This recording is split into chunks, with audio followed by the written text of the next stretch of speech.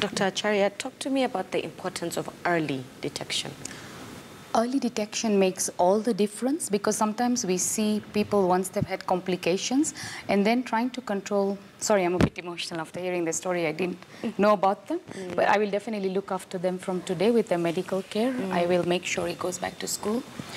This should not happen. First of all, the late diagnosis, the dropping out of school, the abdominal, pains and whatever he's having. And also I've noticed other things on him. So after the show, I think I will have to take on their case, especially his case, and make sure he's sorted out, goes back to school and sort him out. Sorry. Okay, let me focus. Lydia is happy. Lydia is smiling. Definitely. Today is the first time I've actually met them through KTN, so thank you. And there are so many, I'm sure there's so many Emmanuels and Kevins out there who need attention. So there is a program going on in Kenya called Life for a Child. And for Life for a Child, we have managed to get sponsorship for insulin for children through Diabetes Kenya DMI management, but we need to identify the children. So it's for children under the age of 12 years, so they will still classify. He will not, but he's 10. So will be, actually they're not twins. Sorry, I think there was a miscommunication. They look like twins because the growth has been stunted through diabetes. Sometimes children's growth is stunted when the sugar is not managed well. Right. So with Life for a Child, we have managed to get international sponsorship through ISPAD and IDF.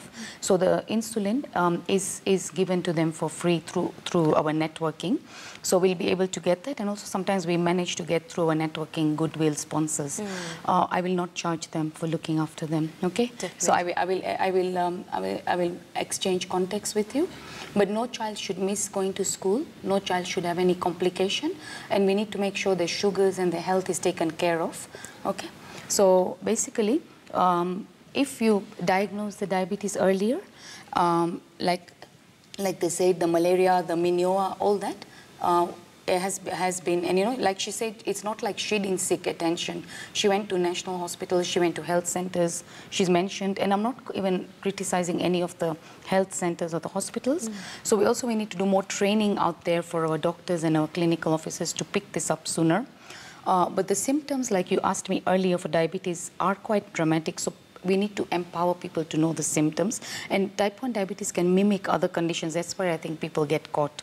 So like, abdominal pains, it can look like appendicitis, or, the breathing. When somebody has type 1 diabetes, they can present with a complication called diabetic ketoacidosis, which kills, by the way. I'm not trying to frighten them, I'm trying to empower them. So the next time if somebody with type 1 diabetes gets diabetic ketoacidosis, they're rushed to hospital sooner. 30% of people with type 1 diabetes present with a complication called diabetic ketoacidosis. So the viewers out there, their parents need to know how it presents, so they rush the children to hospital if that happens. So with diabetic ketoacidosis, somebody starts having abdominal pains. They start breathing very quickly. So, the breath is like a quick breath. The mouth smells bad, like rotting fruit or acetone. The breath, sometimes you think it's an alcoholic if it's an older person. So the next time you find somebody collapsed on the road, don't just walk by or kick them and say, that's an alcoholic, likunwa. It could be a young person and you think they've drunk too much with all these celebrations. It could be somebody who's lying on the road because of diabetic ketoacidosis and the breath smells like rotting fruit. And someone who's had too much alcohol can have that sort of breath as well because they're producing ketones, yeah? It's an air hunger. And they can also collapse because of a coma. So somebody who has this diabetic ketoacidosis needs to be rushed to hospital to be given insulin by a drip as well as fluids. But diabetes type 1 or even type 2 can present with weight loss. And you can see he looks like he's still losing weight, so his sugar is not controlled. It can present with extreme thirst. So a child who is asking for a lot of water, and sometimes when people are thirsty, instead of looking for water, they go to look for sodas, which is the worst thing you can do, because each bottle of soda has so much sugar in it. So if a child is thirsty, don't give them soft drinks or juices or sodas. Please give them water. So they'll be extremely thirsty. It doesn't have to be a child, an adult can present like this as well. Polyuria or extreme urination, up to the point where you see a child or an adult or an older person just wanting to pass short calls, and they even wake up at night 5 times, 10 times, they just keep rushing to urinate. So extreme thirst and extreme hunger as well. This child is always hungry. Even if it's a little baby, they're always crying, they're breastfeeding, their nappies are always wet. The mother just gets distressed changing the nappies, even nappy rash. Because a young baby is not going to tell you they're thirsty, they're hungry. Right. So just crying, always hungry, you know, the pamper is always wet or the nappy is always wet. Then visual symptoms. The person can't see, they can't focus, and they keep going to the optician and changing their glasses. They don't even need new glasses. It's the worst time to get new glasses. They'll keep changing because the cataract in the eyes, it keeps, the lens, it keeps blurring. They may not even have cataract. It's just blurring because the sugar goes and deposits in the lens. You might find even they're telling you, hawa panaweza soma muzuri kwa shule, sababu anataka miwani, hawa panaweza soma muzuri, sababu sukari naenda kwa macho saote. Okay?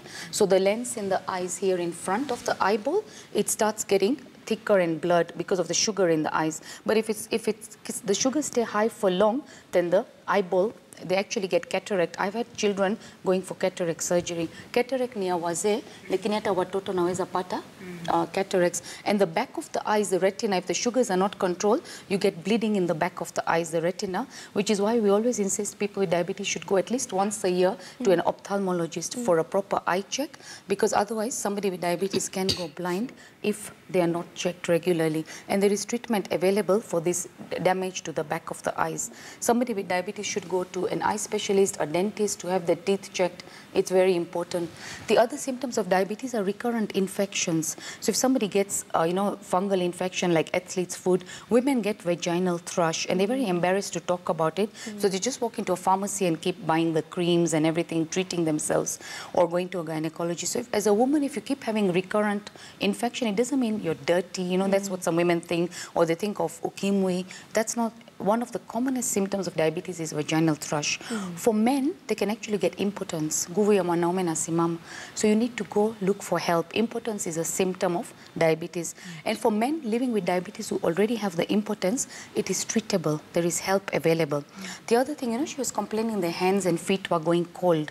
Now, diabetes itself can damage the nerves in the body. So if they're getting, somebody is having burning, even burning of the feet, kuwasha, or just burning of the hands and the feet, it can be a diabetes complication, it can be a symptom of diabetes. Diabetes can actually present with the complications as well. So I'll talk of the complications in a minute. If you allow me, I'll use my model. But symptoms of diabetes could be any of those. Losing weight. Some people gain weight as well with diabetes. And type 2 diabetes is preceded by impaired glucose tolerance, or pre-diabetes. So the beauty of type 2 diabetes, which is 80 to 90% of people with diabetes, is preventable. Yeah.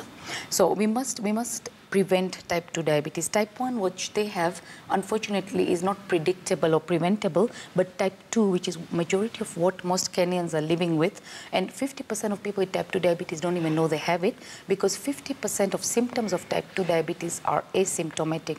Somebody comes, we check them during a routine screening, we go to churches or other faith-based organizations, we screen. The whole month of November was World Diabetes Day. There were so many free checkups all over the country. For those of you who benefited or were brave enough to go for a sugar check, people came in and they were shocked. They were not believing us. We had to, check twice to convince them, or they went to other places to recheck. 50% of people with type 2 diabetes have absolutely no symptoms. So, people are out there, most of our viewers who have family history of diabetes, please go and get yourselves checked. But you don't even need a family history, because not all of it is genetic with type 2. So this right here. Yes. Yes, this is a pen. This is what the